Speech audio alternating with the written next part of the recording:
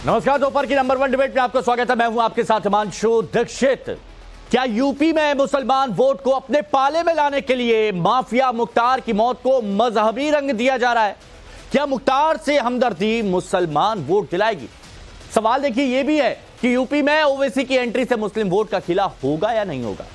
अखिलेश का PDA versus Owaisi, Pallavi का PDA, कौन किस पर भारी पड़ेगा?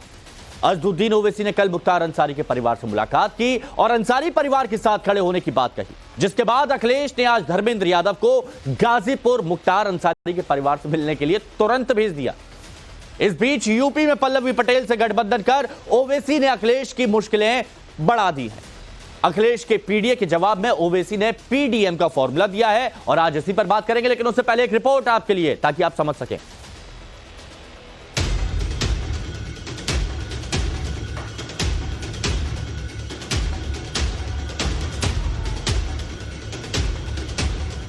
मुख्तार अंसारी साहब जिनका इंतकाल हुआ, अल्लाह इनकी मग़फ़िरत फरमा दे।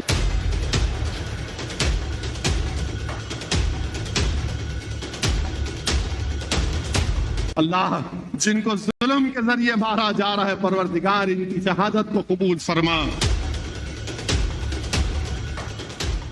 माफिया डॉन मुख्तार का अंत हो गया, लेकिन हैदराबादी भाईजान है कि मुख्तार अंसारी के लिए आंसू बहाए जा रहे हैं।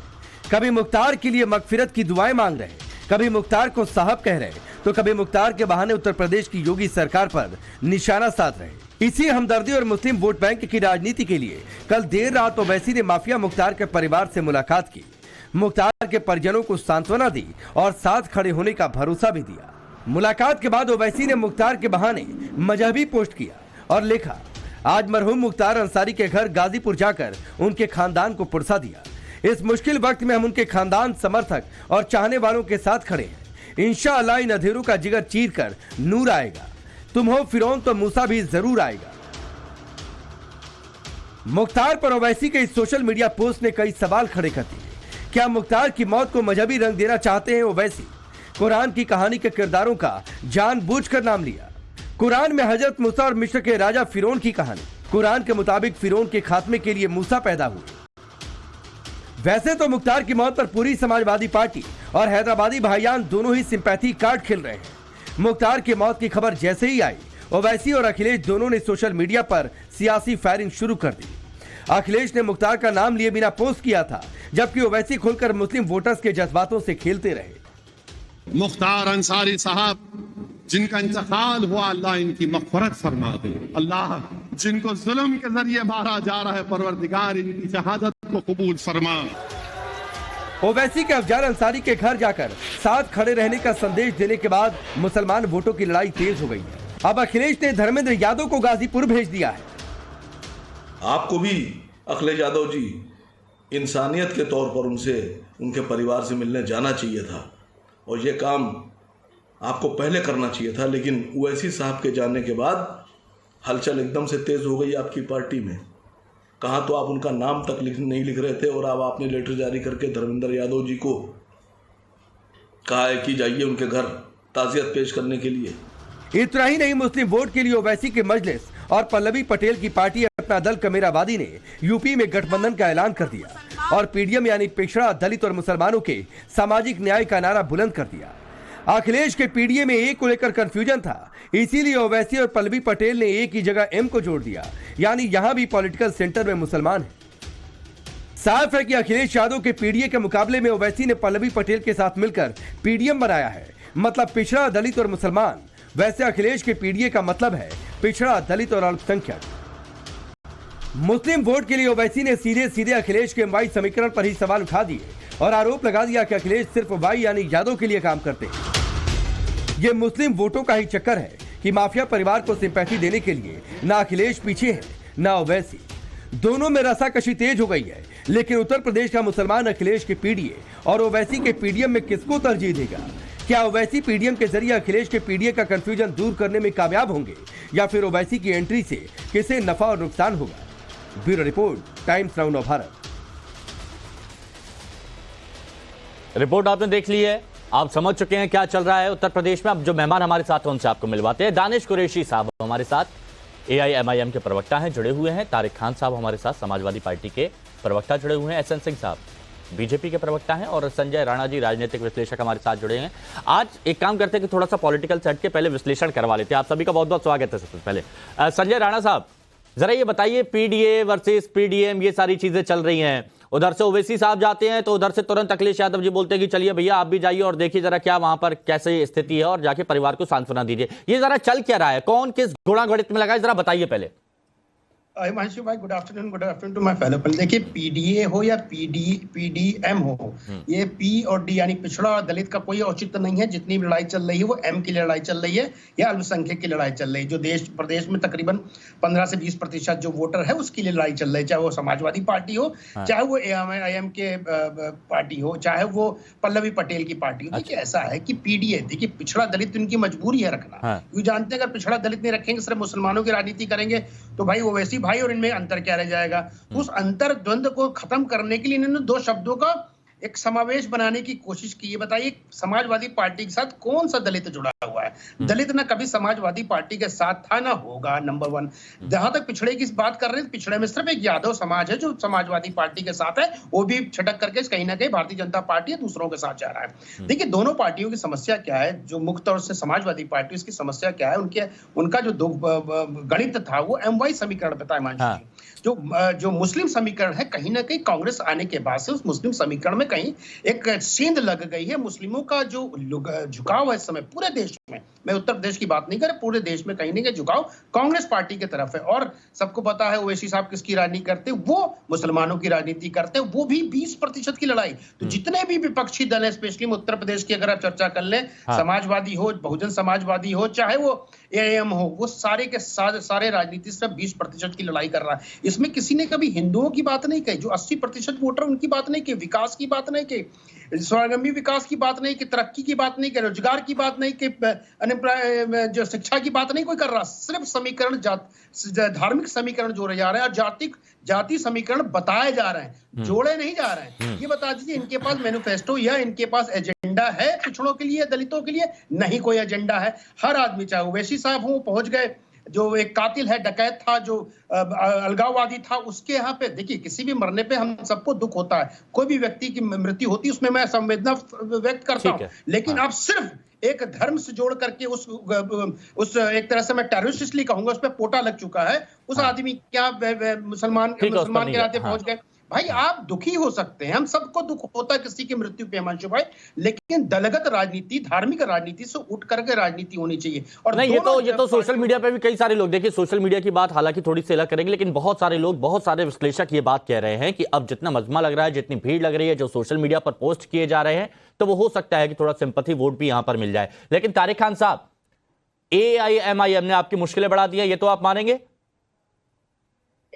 एआईएमआईएम पहले से यहां लड़ती आई है, 100 से ज्यादा सीट पिछली बार लड़े थे, 0.50% वोट मिला था, 4-5 सीटों पे हमें नुकसान कर पाए, डर काहेगा। और ये सारा जो काम है ना, ये प्रायोजित है भारतीय जनता पार्टी की तरफ से, और भारतीय जनता पार्टी इन सबको कराती है। अच्छा, आप धर्म के नाम पर देश को 80-20 में बांट सकते हैं, उसकी इजाजत है, और हम पीडीए नहीं कह सकते, हम पीडीए नहीं कह सकते। आप धर्म के नाम पर बता दें कि ये 80-20 की लड़ाई है, और हम पीडीए की लड़ाई नहीं लड़ सकते, और दलित हमारे साथ। अच्छा, मेरे को ये बताइए तारिक साहब कि पीडीए पे जनता भरोसा करेगी या पीडीएम पर, उत्तर प्रदेश की जनता? पीडीए को अखिलेश जी ने कहा कि पीडीए हमारा भगवान है। आपको पता है क्या कहा उन्होंने? कि पीडीए ही हमारा भगवान है। तो पीडीए तो हमारे लिए हमारी आत्मा है, समाजवादी पार्टी की पीडीए। हम पीडीए के लिए जहां तक और उनके अस्तित्व की लड़ाई लड़ रहे हैं। नाश्ते में ये लोग आरक्षण खा रहे हैं सुबह बैठ के, पीडीए का खत्म कर दिया आरक्षण। 15 नौकरियां गिनाऊंगा जहां पर 27 की जगह ओबीसी को 12% नौकरियां दे रहे हैं। आपके चैनल पे टाइम ज्यादा नहीं रहता है। और एक बात, मुख्तार अंसारी खाली मुसलमान के नेता थे, अच्छा हुई मऊ में 20 से 22% मुसलमान है, 5 बार विधायक कैसे बना? बताइए कैसे बने 5 बार मुख्तार अंसारी विधायक? इसका मतलब है जो लोग मुसलमान नहीं है वो भी वोट देते रहे। चलिए फिर ठीक है, उनको देते रहे वोट, वो कई बार जीते।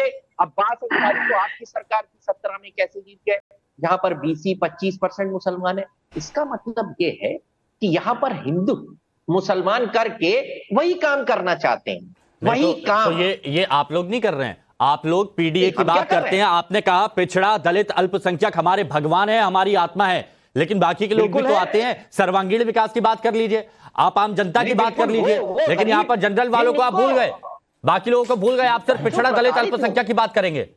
नहीं, ए से तो प्रताड़ित लोग हैं, ए में सब आ गए ना। उसको अभी आप कहा पिछड़ा दलित अल्पसंख्यक हमारे लिए सब भगवान है, सब वो आप बोलते हैं कि ए में सभी आते हैं, ए में कौन आता है? भगवान है, फिर से कह रहा हूं, ए में कौन आता है? रिपीट कर रहा हूं, ए से जो गरीब अगड़ा है, पीड़ित अगड़ा है, और अब अगड़ा हो गया, महिला भी है, आधी आबादी भी है। अब पीडीए में ए का मतलब अगड़ा हो गया। इनसे हाँ, हो गया, क्यों नहीं होगा?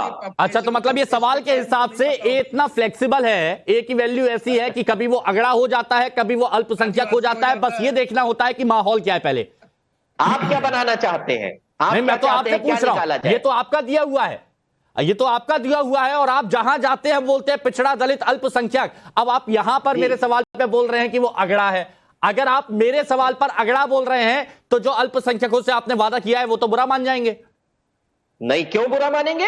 क्यों बुरा मानेंगे? अरे आप खुल के बोल रहे हैं अगड़ा है और आगे भी रहे। आप बोल रहे हैं अगड़ा है, तो अल्पसंख्यक कहेंगे कि हमें कुछ और बोलते हैं, हमें झंझना पकड़ाते हैं। आप चाहते हैं कि इसमें 2 ए जोड़ दें, ठीक है? तो आपकी बात को मैं रिकमेंड कर दूंगा कि पीडीए 2 बार ए से एक अगड़ा, ए से आधी आबादी, और ए से जो अगड़े परेशान लोग हैं, पीड़ित लोग हैं। इसलिए मैं इसको रिकमेंड करूंगा जो आप कह रहे हैं। चलिए ठीक है, ये आपने अपनी बात कही, ठीक है। अब दानिश कुरैशी जी, सबसे पहली बात, बीजेपी के लिए आप लोग काम कर रहे हैं।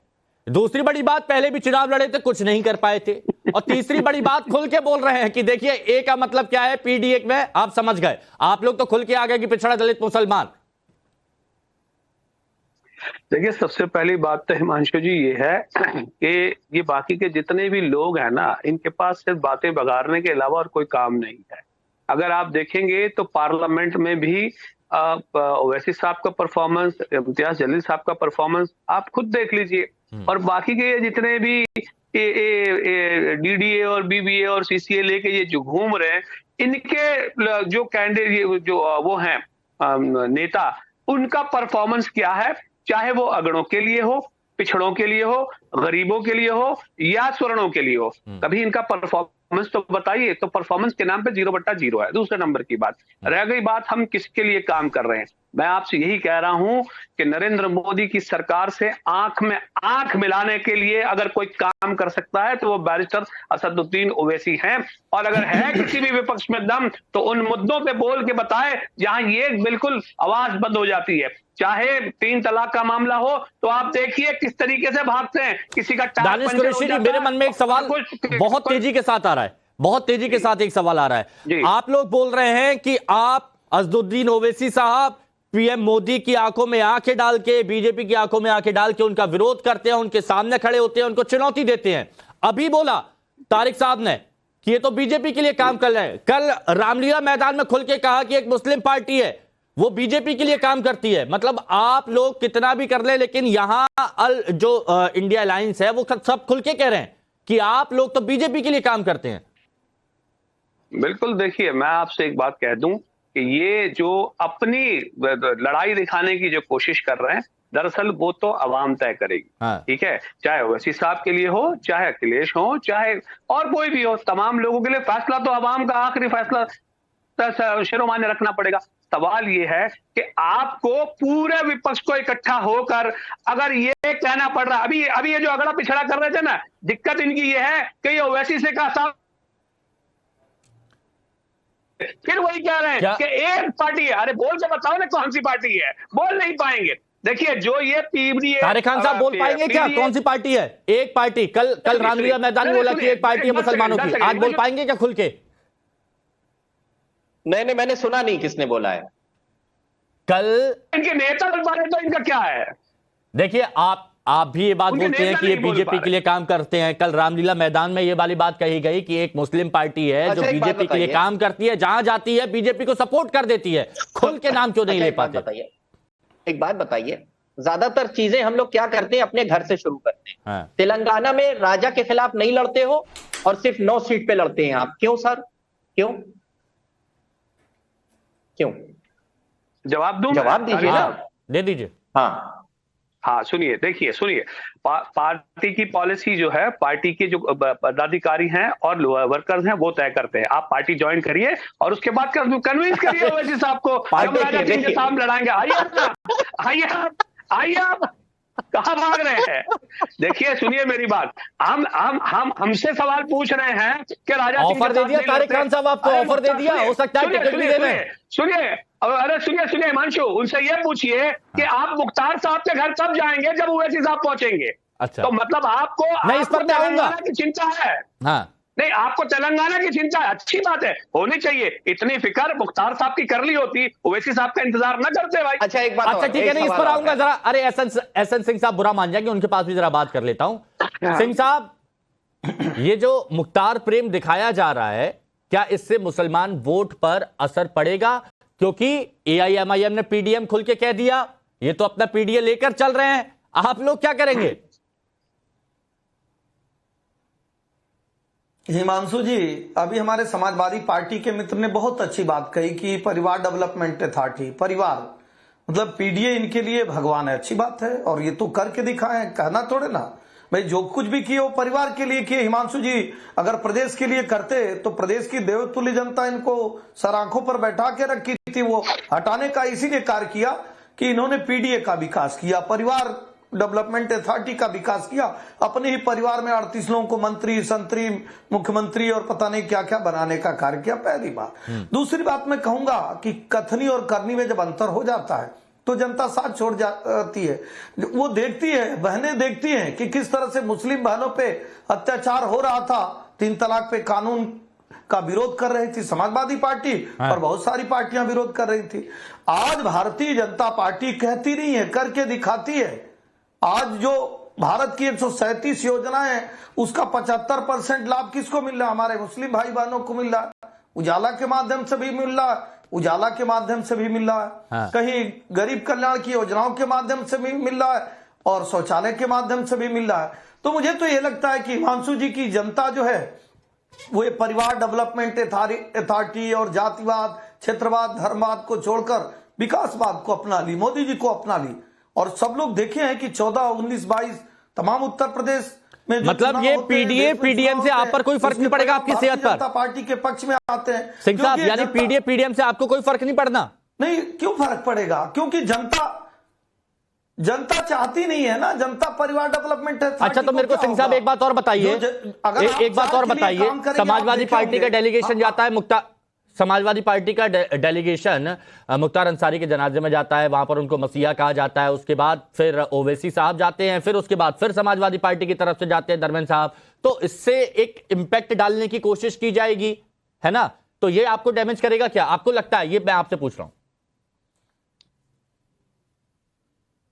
देखिए, मुस्लिम पूरे दुनिया में, देश ही नहीं पूरी दुनिया में जो भी अपराधी होता है हिमांशु भाई, उसका कोई ना कोई धर्म होता है। अगर इसी तरह से अगर धर्म को मान के लोग अपराधी का साथ देने लगेंगे तब तो धर्मों का विभाजन हो जाएगा। धर्म विकास के लिए होता है, विनाश के लिए नहीं होता है। इस नाते अच्छे और धार्मिक प्रवृत्ति के लोग कभी अपराधी का साथ नहीं देते जिसको कोर्ट सजा दी होती है, पहली बात। दूसरी बात, मुस्लिम समाज के लोग ये जानना चाहते हैं कि जब देश की आजादी हुई तो बहुत सारी रियासतें वो मुस्लिम समाज, तारिक भाई कुछ पूछना चाह रहे हैं?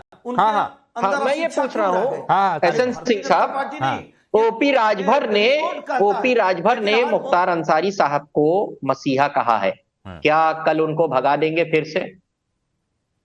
अब मुझे बोल लेने दीजिए, आपका समय आएगा तो आप बोलते रहिए। नहीं, सवाल जवाब दे दीजिए। नहीं, सवाल जवाब दे दीजिए। की बात नहीं कर रहे हैं हम, ये नहीं कह रहे हैं कि आतंकवादियों को आज चर्चा हिमांशु जी जिस पर कर रहे हैं, और हिमांशु जी जो सवाल पूछे हम उस पर बता रहे हैं। आज हम चर्चा ये नहीं कर रहे हैं कि एक आतंकवादी जो रामपुर में, जो अयोध्या में, जो वाराणसी में, कानपुर में विस्फोट किया था, उसको समाजवादी पार्टी ने क्यों छोड़ा, जिसको कोर्ट ने कहा अगले बार इसको राष्ट्रपति पुरस्कार दे दीजिएगा। तो आतंकवादियों को छोड़ना, सिमी का समर्थन करना, ऐसे बहुत सारे कार्य समाजवादी पार्टी ने किया है। लेकिन हमारी मुस्लिम बहनें जानती हैं कि आज आधा घंटा एसएन सिंह ही बोलेंगे क्या? प्रधानमंत्री जी की शादी शगुन योजना की। तारिक भाई, मैंने आपका सवाल तुरंत उठाया कि नहीं उठाया?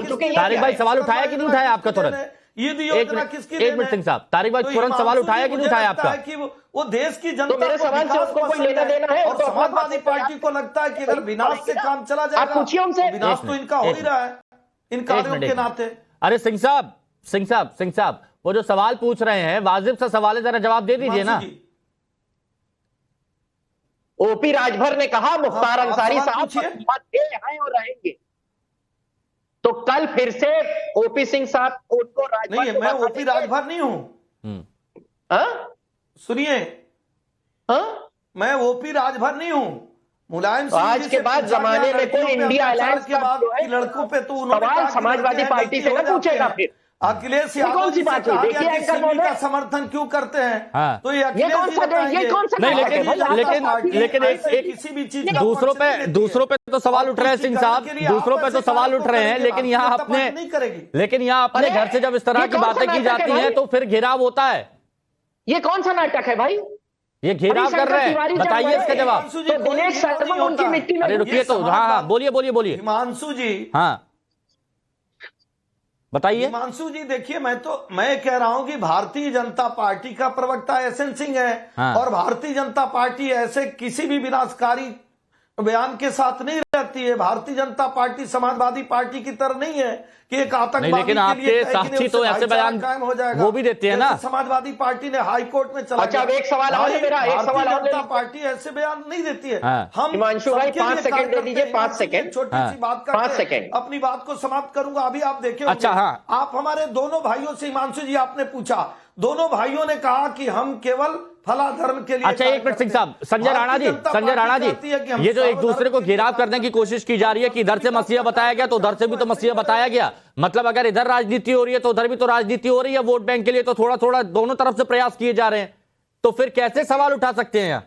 देखिए हिमांशु भाई, जहां तक ओपी राजभर साहब की बात है तो नो डाउट मुख्तार अंसारी ने ओपी राजभर जी की बहुत ज्यादा सपोर्ट किया था जब इनिशियल पॉलिटिकल में वो अपने आप को स्थापित करने की कोशिश कर रहे थे, चाहे वो सामाजिक तौर पे हो चाहे आर्थिक तौर पे, तो इसमें कोई कुरेज नहीं बोलने में।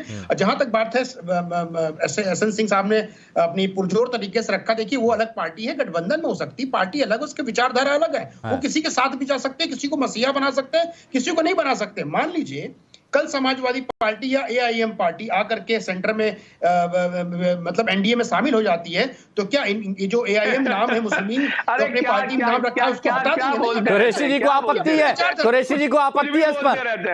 कुछ भी बोलते, एक आपत्ति हो सकती है, मैं एग्जांपल कुछ भी बोलते रहते हैं। अरे हिमांशु भाई एग्जांपल दे रहा हूँ भैया, ऐसा है कि अपनी पार्टी का तो विलय नहीं करा देंगे, उसमें उनकी विचारधारा, विचारधारा विलय छोड़ दीजिए संजय जी, सुनिए विलय छोड़ दीजिए संजय जी, सुनिए देश में विभाजन की राजनीति करने वाली जो राजनीतिक पार्टी है उसके सामने मुखर होकर मोर्चा जिन्होंने खोल रखा है उनके लिए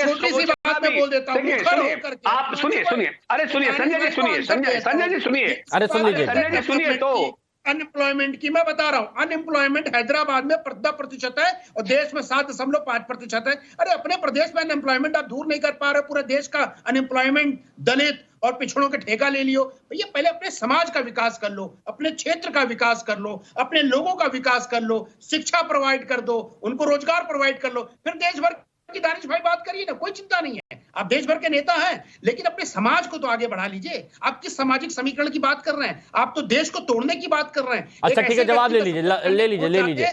हाँ जिसने कई लोगों की हत्या की। हाँ दानिश जी, ये बता दीजिए कृष्णानंद राय की हत्या में क्या हुआ? सुन लीजिए राणा साहब, हाँ सुन लीजिए, आप सुनिए।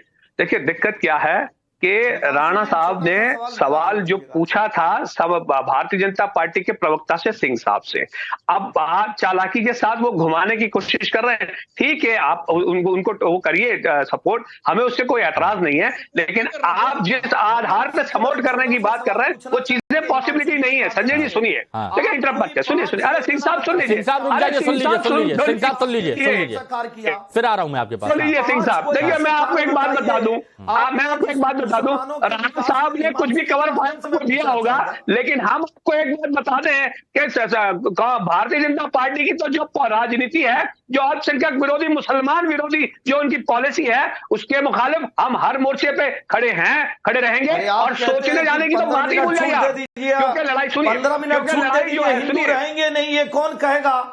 ऐसी आग उगलने वाली बात कौन बोलेगा? कह दिया आपसे, भाई समाजवादी पार्टी के लोग और आपकी पार्टी के लोग शासनकाल में पैदा करने का कार्य करते हैं। हम तो सम्मान की बात करते हैं, तो आपके भी सम्मान की बात करते हैं। हम तो प्रधानमंत्री के घर से चल की बात करते हैं। आप जिस प्रदेश में अपने प्रदेश की खुशहाली के लिए कार्य करिए, हम देश की खुशहाली के लिए कार्य कर रहे हैं, लेकिन आप कहते हैं जिस दिन योगी अच्छा एक देखिए, ये तो आप देखिए इधर उधर डिरेल कर देंगे, तो मैं नहीं चाहता कि डिरेल हो यहाँ पर, मैं नहीं चाहता कि डिरेल हो, लेकिन ये सवाल मेरा सुनिए, ये सवाल मेरा तारिक खान साहब से भी है, ये सवाल मेरा दानिश कुरैशी साहब से भी है, दोनों से। सुनिए ना ऐसा डिरेल नहीं चाहता मैं, ये सवाल मेरा दानिश कुरैशी साहब से भी और तारिक खान जी से भी है।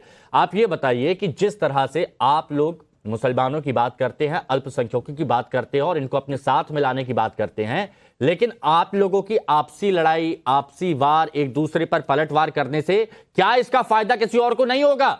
सिंह साहब तो मुस्कुरा जाएंगे आगे। कुरैशी जी ऐसा है, मैं दूं जवाब। तारिक भाई पहले तारिक भाई आप दीजिए। ठीक। देखिए ऐसा है, एक बात आप लोग समझिए, देखिए मुसलमान जो वोटर है वो अपनी मर्जी का मालिक है, पहली बात, किसी को दे दे। मैं तो चाहता हूं बीजेपी भी मांगे वोट, बीजेपी उनसे वोट ही नहीं मांगती है। पता है क्या किया? 3300 करोड़ मुसलमानों के लिए बजट था, उसको 1700 करोड़ कर दिया। मदरसा का बंद कर देंगे जो गवर्नमेंट एड वाला था, अरे भाई बहुत अच्छा। 40% सेंट्रल गवर्नमेंट जो एड देती थी मुसलमानों को बंद कर दिया। उनकी स्थिति क्या है? और फिर बताया उनको कि आओ भैया यहाँ आओ, शहजाद पूछने वाले तुम पसमंदा हो और तुम फॉरवर्ड मुसलमान। डिवाइड एंड रूल जो सीखा था गोडसे से और अपने पूर्वजों से, वही अपनाया।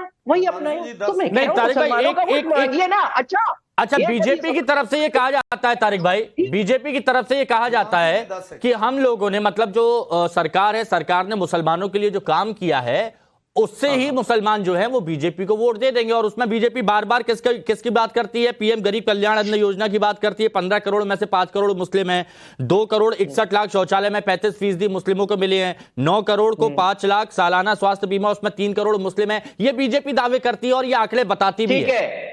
ठीक है, एक सेकंड। अब बीजेपी के दावे की पोल खुले कि अभी मुसलमान आबादी 14%, तो 35% कैसे मिल गया?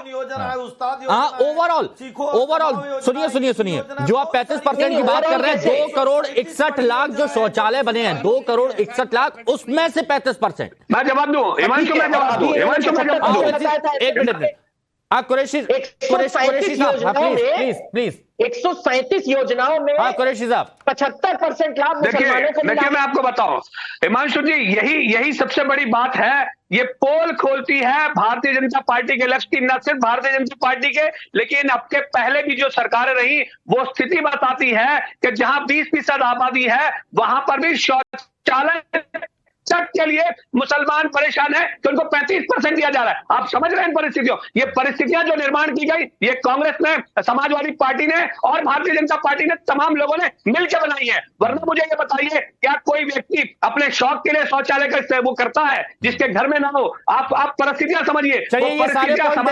ये सारे पॉइंट है। तो मेरे को कुरैशी जी ये बताइए कि ये सारे पॉइंट आप लोग उठाएंगे, आप लोग अपनी तरफ से AIMIM अलग दावे करेगी, समाजवादी पार्टी अपनी तरफ से अलग दावे करेगी, तो यहां पर वोट बैंक बटेगा, और वोट बैंक बटेगा तो क्या AIMIM और SP को नुकसान नहीं पहुंचेगा? ये पॉइंट जानना चाहता हूं, उसका जवाब दीजिए। देखिए बैरिस्टर असदुद्दीन ओवैसी साहब ने बहुत पहले ये कहा था कि आप जिस प्रकार की राजनीति में उतरना चाहते हैं वैसे उतरने की जरूरत नहीं है। हर एक सीट के ऊपर कैंडिडेट और उसका फेस बनाइए। आप फेस बनाने जाएंगे, कोई ये कहता है कि इनका फेस हो, कोई उनका, तो ये प्रॉब्लमेटिक रहेगा। आप पूरे 545 सीटों पर जो लड़ना है उन तमाम सीटों पर मिलकर लड़िए। दूसरे नंबर की बात कि हमारी तरफ से तमाम कोशिशें की गई कि भारतीय जनता पार्टी और उसके मुखालिफ जो लोग हैं अभी सत्ता में, उनको कैसे उखाड़ फेंका जाए। लेकिन जू के जैसा मैंने आपको बताया कि रामलीला मैदान के अंदर में उनको चर्चा इस बात की करनी पड़ती है कि एक पार्टी तो ये खुल के भी नहीं कह पाते। तो हमने अपनी तरफ ये से डर है, कोशिशें की हैं। ये डर है तारिक भाई, क्या ये डर है? क्योंकि ये सवाल उठ रहा है कि ओवैसी साहब का उसी के बाद धर्मेंद्र यादव जी को भेजा गया, वरना इतनी दूर नहीं है, लखनऊ से इतनी दूर नहीं, ऐसा नहीं है, ऐसा नहीं है।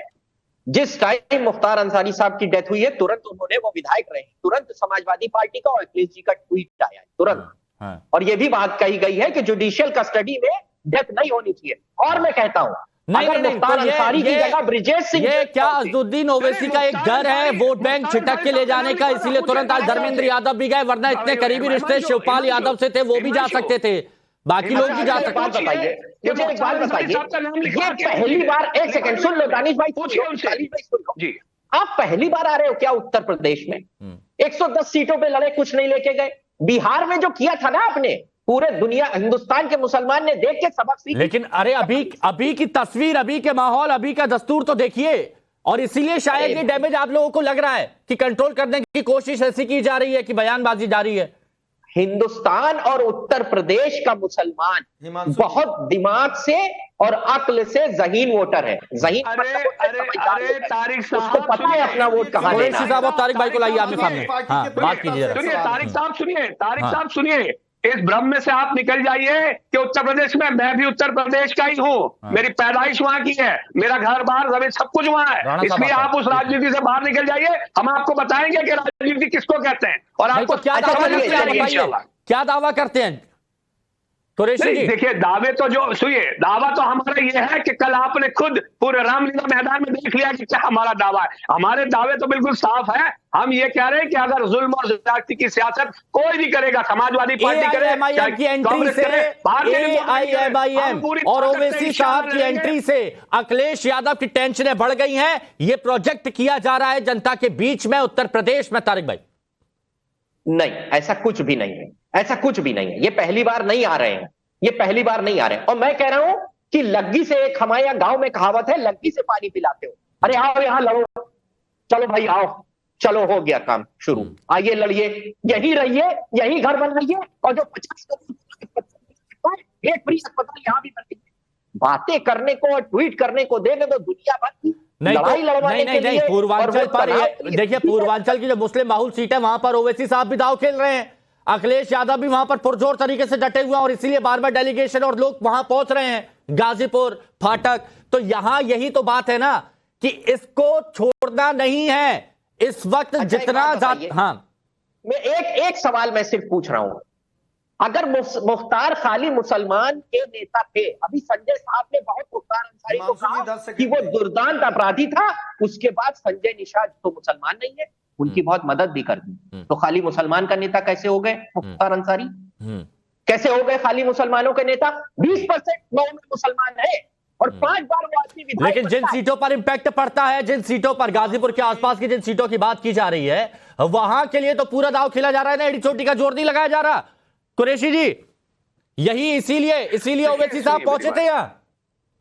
देखिए, बात सुनिए, बात आप इसको राजनीति से मत जोड़िए। मैं आपको एक बात बता दूं कि हिंदुस्तान के किसी भी कोने में मुसलमान दलितों पर जुल्म और ज्यादती होती है, सबसे पहली सदा जो बुलंद होती है वो बैरिस्टर असदुद्दीन ओवैसी साहब की है, होती है। ये आपको मानना पड़ेगा। अब इनकी परेशानी ये है समाजवादी पार्टी की या भारतीय जनता पार्टी के लोगों की कि उनको सिर्फ चुनाव के वक्त ये चीजें याद आती है। उन्हें मुख्तार साहब इसीलिए याद आ रहे हैं, लेकिन उन्हें यह याद नहीं है कि अब से पहले भी वो मुख्तार साहब के लिए कह चुके, अतीक अहमद के लिए बोल चुके, आजम खान साहब के लिए बोल चुके, जो इनकी पार्टी है। चलिए, मैं राजनीति की बात नहीं करता, ये राजनीति नहीं है तो क्या, मेरे को ये बताइए, जो जिक्र यहां पर ओवैसी साहब ने किया है ना, फिरौन का जिक्र किया, मूसा का जिक्र किया, जिस परिप्रेक्ष्य में किया, कौन किसको आप डेडिकेट करना चाह रहे थे ओवैसी साहब? देखिए, मैं आपको एक बात कर रहा हूं, फिरौन जो है एक आइडेंटिफिकेशन के साथ में, एक जुल्म करने वाला बादशाह, जब एक मसीहा के सामने जब उसकी लड़ाई होती है तो उसका जिक्र जो है वो बैरिस्टर असदुद्दीन ओवैसी साहब कहते हैं। और ये एक आम बात है कि कभी, और सिर्फ ओवैसी साहब बात करेंगे तो वो इस्लाम की बात आ जाएगी। इसी तरीके से भारतीय जनता पार्टी के लोग भी या और किसी भी धर्म के लोग जो है वो अपने अपने तरीके से बात करते हैं, चाहे अलग अलग धर्म की। किसके लिए था? ये बीजेपी के लिए था, उन पर बात ये बीजेपी के लिए था या क्या मोदी के लिए था? किसके लिए था ये? जालिमों के लिए था। अब आप देख लीजिए कौन जालिम है, आप समझ जाएंगे।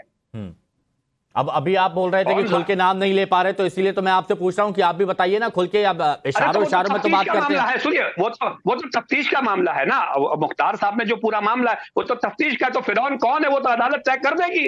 वो तो अदालत ही तय करेगी ना। इसलिए तो हम खुल के बोलते हैं। हम तारिक साहब की तरफ छुप छुप के थोड़ा ही बोलते हैं, हम तो खुल के बोलते हैं। और मोदी जी के सामने तारिक साहब मुस्कुरा रहे हैं। अब बताइए क्या करें कि टेंशन तो यहाँ पर बढ़ा दिया ओवैसी जी ने, टेंशन यहाँ पर बढ़ा दिया ओवैसी जी ने। अब ये सोच रहे हैं अखिलेश यादव जी भी कि एकजुटता के साथ आगे बढ़ रहे थे, लेकिन यहाँ पर आके गेम बिगाड़ने के लिए तैयार हो गए। ओवैसी साहब गेम बिगाड़ने के लिए तैयार हो गए, ये सोच तो रहे होंगे अखिलेश यादव। नहीं, ऐसा बिल्कुल नहीं। ये पहली बार थोड़ी ना आए हैं, मैं ये कह रहा हूं। अरे लेकिन न जाने कब से है। अब इस बार तैयारी के साथ आए ना, पहली बार नहीं आए लेकिन तैयारी के साथ आए हैं। अच्छा एक बात बताइए, पिछली बार बापू सिंह कुशवाहा मायावती के एक साथी थे, उनके साथ मिलकर गठबंधन पिछली बार भी बनाया था। ओवैसी साहब हर बार आते हैं और यही कहते हैं कि अब बस ले आएंगे, हम सब तोड़ लेंगे। और बीजेपी ये चाहती भी है कि आए और खूब पहले यहां।